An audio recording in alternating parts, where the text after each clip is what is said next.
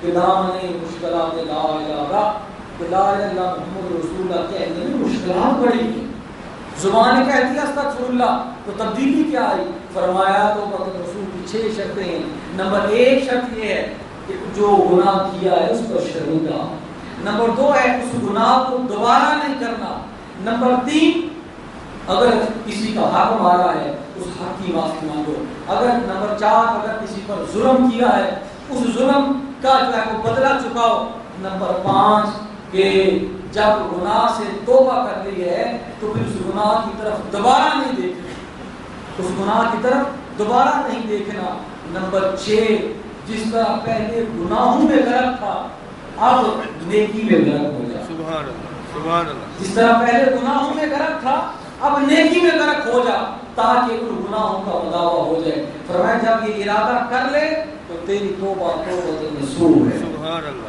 تیری توبہ توبۃ نصوح ہے. تو توبہ کرنا یہ اللہ تعالیٰ کو بڑا محبوب ہے. آقا دو جہان صلی اللہ علیہ وآلہ وسلم آپ کا ارشاد ذیشان ہے. آپ نے فرمایا لوگو اے میرے صحابہ کرام جب ایک بندہ اپنے رب کی طرف آتا ہے اب دیکھیے بیٹا ناراض ہو جائے چاہے اس کا اپنا قصور ہو ماں باپ کو چھوڑ کر چلا جائے تو ماں باپ کو تکلیف ہوتی ہے بڑی بے چینی ہوتی ہے. وہ کبھی کہیں سے دعا کرواتی ہے کہیں سے تعویذ لیتی ہے کبھی کسی کو کہتی ہے کہ میرا بیٹا مجھ سے ناراض ہو کر چلا گیا ہے. لیکن تھوڑے ہی دنوں کے بعد اس کا بیٹا واپس آتا ہے اپنے والدین سے معافی مانگتا ہے تو والدین کی خوشی کا مقام کیا ہوتا ہے. کبھی آپ نے اس کا اندازہ کیا ہے؟ اللہ تعالیٰ ہمیں والدین کی ناراضگی سے محفوظ رکھے. لیکن حضور نے فرمایا والدین کی محبت تو ایک طرف والدین کی محبت سے کروڑ ہم زیادہ محبت خدا کو اپنے بندوں سے ہوتی ہے. اپنے بندوں سے تو فرمایا کہ حضور علیہ السلام نے کہ اللہ تعالیٰ اپنے بندے کی توبہ سے کتنا خوش ہوتا ہے. آپ نے ایک مثال آپ نے فرمایا اس کی مثال یہ ہے کہ ایک مسافر سفر پر نکلتا ہے اس کے ساتھ اس کا اونٹ ہے سواری ہے اس کے اوپر اس کا کھانے پینے کا سامان موجود ہے پانی ہے جو باجرا ہے کھانا ہے روٹی ہے. وہ کسی درخت کے نیچے آرام کرنے کے لیے لیٹ جاتا ہے. جب لیٹتا ہے اٹھتا ہے تو سواری موجود نہیں ہوتی. اب اسے بھوک لگتی ہے اسے پیاس لگتی ہے وہ چلاتا ہے کبھی ادھر جاتا ہے کبھی ادھر جاتا ہے لیکن اسے سواری نہیں ملتی پریشان ہو جاتا ہے. فرمایا کہ تھوڑی ہی دیر کے بعد کوئی اسے آ کر بتاتا ہے یا خود کو خود اسے وہ سواری مل جاتی ہے. فرمایا پھر وہ خوشی میں کیا کہتا ہے کہ یا رب العالمین تو میرا بندہ ہے میں تیرا خدا ہوں. یہ حضور نے فرمایا وہ اتنا خوش ہو جاتا ہے کہ بھول جاتا ہے کہ میں بندہ ہوں وہ میرا خدا ہے.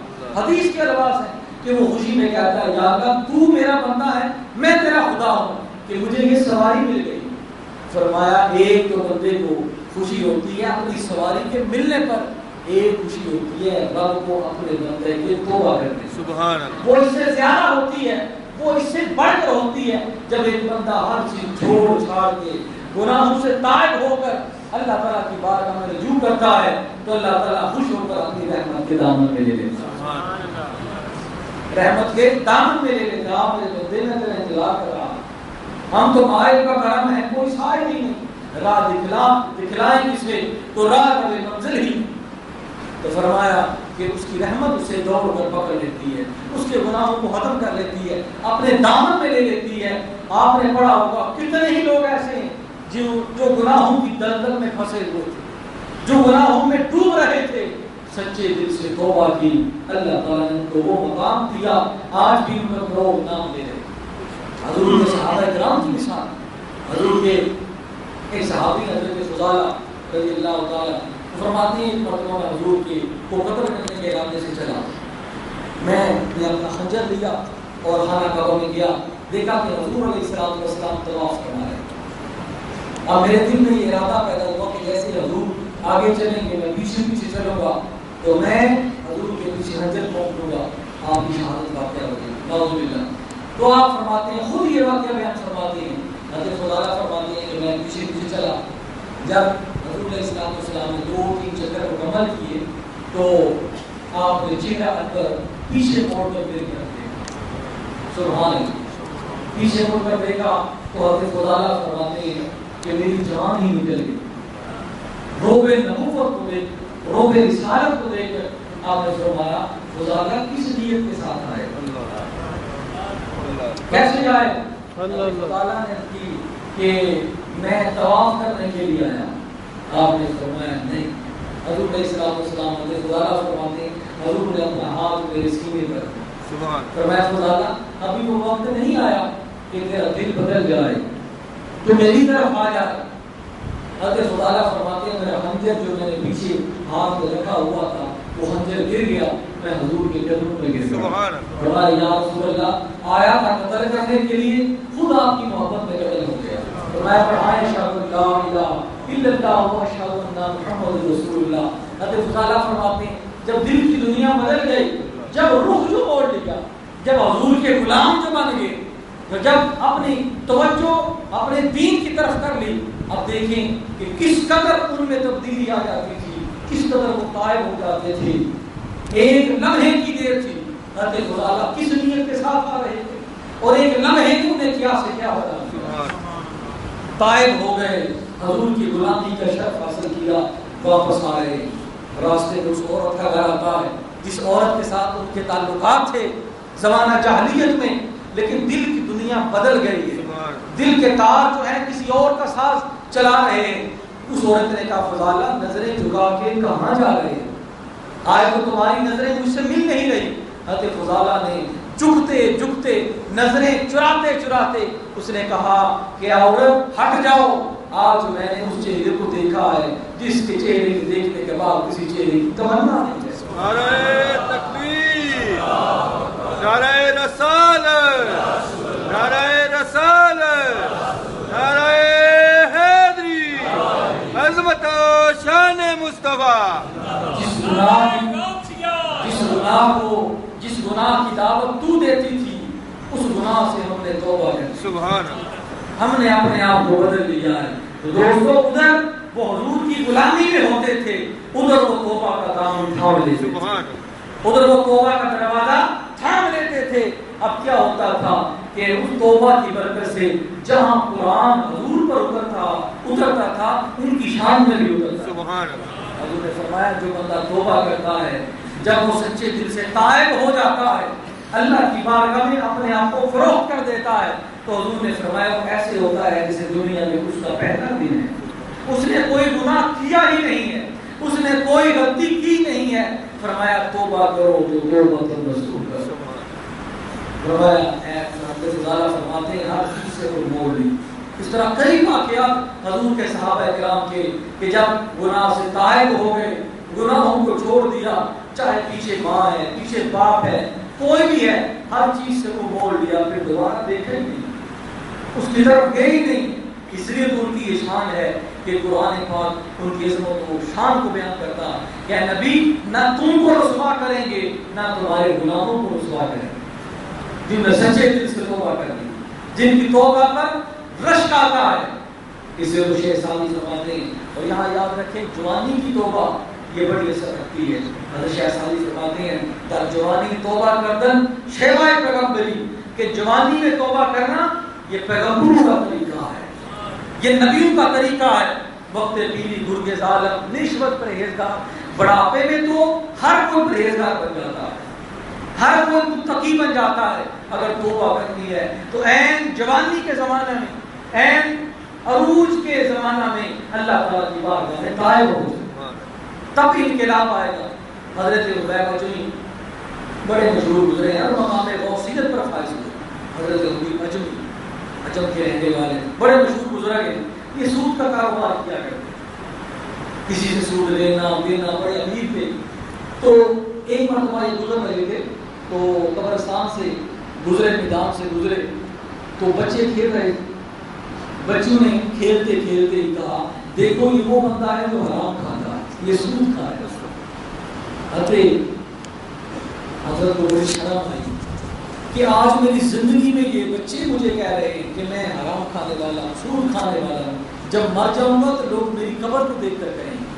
طائب ہو گئے، معافی مانگ لی، توبہ النصوح کے طریقے پر چل پڑے. اور ہر چیز سود واپس کر دیا، ہر چیز بیچ باچ کے اللہ تعالیٰ کی بارگاہ میں لوگ لگا۔ چند سال کے بعد وہی گلی ہے، وہی رستہ ہے، وہی میدان ہے، وہی بچے ہیں اور وہی حبیب اجمی ہیں، گزر رہے۔ سر جھکائے ہوئے دیکھا کہ جب بچوں کے پاس سے گزرے تو وہی بچہ کہہ رہا ہے دیکھو یہ خدا کے بندے آ رہے ہیں۔ کر گئے زارو خدا، رونا شروع کر دیا، چیخو پکار شروع کر دی۔ کسی نے پوچھا کیوں روتے ہیں حضور اتنا رونا؟ فرمایا مجھے اپنے آپ پر رونا نہیں آ رہا، میں تو خدا کی رحمت کو دیکھ کر رو رہا ہوں۔ ابھی چند سال پہلے کی بات ہے کہ میں وہی انسان تھا کہ مجھے لوگ برا کہہ رہے تھے، لیکن آج اللہ تعالیٰ نے مجھ پر اتنا کرم کیا ہے، خدا کی اتنی رحمت ہوئی ہے، اللہ تعالیٰ نے مجھے رسوائی سے بچا لیا ہے۔ وہی بچوں کی زبان پر خدا نے جاری کر دیا ہے دیکھو خدا کا بندہ، اور مقام غوثیت پر فیض کر دیا۔ جب انسان اللہ تعالیٰ کی طرف رجوع کر لیتا ہے، سچے دل سے تائب ہو جاتا ہے، سچے دل کے ساتھ وہ خدا کی بارگاہ میں جو ہے وہ اپنی لو لگا لیتا ہے، تو پھر خدا اس کو وہ مقام دیتے ہیں جو اس کی شایان نشان ہوتا ہے۔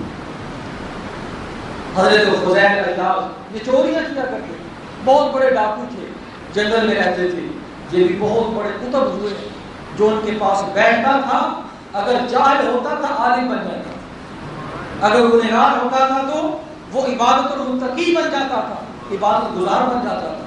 لیکن یہ ڈاکے مارتے تھے، چوریاں کرتے تھے، جنگل میں رہتے تھے۔ ایک مرتبہ شام سے قافلہ آیا تو جب جنگل کے گزرنے لگا، اب ہر کوئی اس جنگل سے گزرنا تھا، ہر کوئی گزرتا، تو قافلے کے امیر نے کہا دیکھو یہاں ایک مشہور و معروف ڈاکو رہتا ہے فضیل، دعا کریں کہ اللہ تعالیٰ اس کے شر سے ہم بچ جائیں۔ سب نے کہا آمین۔ ایک قاری صاحب تھے، انہوں نے کہا کہ دیکھو ہمارے پاس ایک ہی حیلہ ہے کہ ہم قرآن پاک کی تلاوت کرتے جائیں اور اس جنگل سے گزریں، ہو سکتا ہے قرآن پاک کی تلاوت کرنے سے اللہ تعالیٰ فضیل کے شر سے ہمیں محفوظ کر دے۔ اب کیا ہوا کہ قرآن پاک کی تلاوت کو قاری صاحب آگے بڑھتے بڑھتے جا رہے ہیں، اور قرآن پاک کی تلاوت تو رات کی طریقی ہے۔ حضرت فضیل جو اس وقت ڈاکو تھے، چور تھے، اپنے وہ خیمے میں، اپنے وہ مورچے میں بیٹھے، دیکھا کہ آواز آ رہی ہے، کوئی کہنے والا کو کلام کر رہا۔ حضرت فضیل خاموش ہو گئے، اپنے ساتھی کو چپ کروایا اور کہنے لگے ٹھیک ہے ہم چور ہیں لیکن اس وقت قرآن پاک کی تلاوت ہو رہی ہے، جب تک یہ بند نہ ہو جائے تم نے چوری نہیں کرنی، جب تک یہ بند نہ ہو جائے تم نے چوری نہیں کرنی، ہم نے مال لوٹنا ہے، قرآن کی بے حرمتی نہیں کرنی۔ فرمایا ہم چور ضرور ہیں، بے ادب نہیں ہیں، فرمایا چپ کر کے اس کے کلام کو سنو، جیسے ہی یہ قرآن پاک کی تلاوت کو بند کر دے اس وقت ڈاکہ ڈال دو۔ اب کیا تھا، قرآن پاک کی تلاوت مسلسل ہوتی رہی۔ جب مورچے کے پاس سے گزرے نا تو قاری صاحب تلاوت کر رہے تھے، الم یان للذین وہ ان تخشع قلوبہم لذکر اللہ، وہ تلاوت کر رہے تھے کہ اے ایمان والو کیا ابھی وہ وقت نہیں آیا کہ خدا کے خوف سے تمہارے دلوں میں تبدیلی آ جائے، اللہ کا ذکر پیدا ہو جائے، ابھی وہ وقت نہیں آیا۔ حضرت فضیل نے فرمایا اپنے ساتھی کو کہا کہ اپنے ہتھیار پھینک دو، اپنی ہر چیز کو غیر مسلح ہو جاؤ، یہ جو قرآن پاک کی تلاوت تم نے سنی ہے یہ ہمیں ہی خطاب ہے، کیا وہ وقت نہیں آیا کہ خدا کے ذکر سے تم تائب ہو جاؤ، تمہارے اندر خشیت پیدا ہو جائے، تمہارے دل تائب ہو جائے؟ وہ وقت نہیں آیا، ہر چیز چھوڑ دی۔ وہ پڑھنے والا تو آگے گزر گیا، پتہ نہیں وہ کون تھا وہ کون نہیں تھا، لیکن اللہ کی بارگاہ میں فضیل چل پڑے، ہر چیز کو چھوڑ دیا اور خدا کی بارگاہ میں توبہ استغفار کر کے اب دنیا میں حضرت فضیل کا مقام ایک ڈاکو اور ایک چور کی حیثیت سے نہیں، ایک قطب کی حیثیت سے۔ اللہ تعالیٰ نے فرمایا بندے تو چور تھا، تو ڈاکو تھا، یہ تیرا عمل ہے، وہ تو کرتا تھا لیکن تھا میرا بندہ، اب تو نے اپنا مجھے فروخت کر دیا ہے اور اپنا جو ہے رویے کو بدل دیا ہے۔ میں خدا ہوں، میں رحمت کرنے والا ہوں، میں بخشش کرنے والا ہوں، ایسا تو نہیں ہو سکتا کہ زبان پر میرا اور میرے محبوب کا نام ہو اور جگ میں رسوائی ہو، ایسا نہیں ہو سکتا، میں تمہیں وہی مقام دوں گا جو تیری توبہ کا حل بنتا۔ تو فضیل وہ شخص بن گئے کہ گناہگار تھا، تو وہ اپنے گناہ بخشوا کے جاتا، جاہل آتا عالم بن کے جاتا، بڑے بڑے